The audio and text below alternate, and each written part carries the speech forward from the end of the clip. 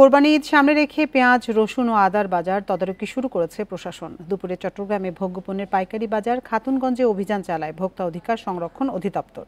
এ সময় তারা বিভিন্ন আড়তে ক্রয় বিক্রয় রসিদ ও পণ্যের মজুত খতিয়ে দেখেন।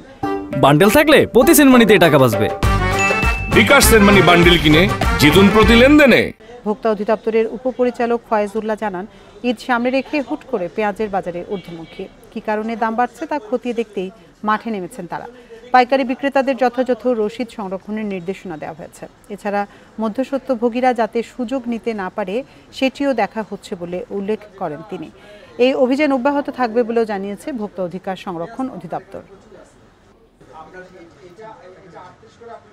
আমরা অগ্রিম তদারকি করতে আসছি। তো পেঁয়াজের দামটা গত এক সপ্তাহে একটু একটু করে বেড়ে গেছে।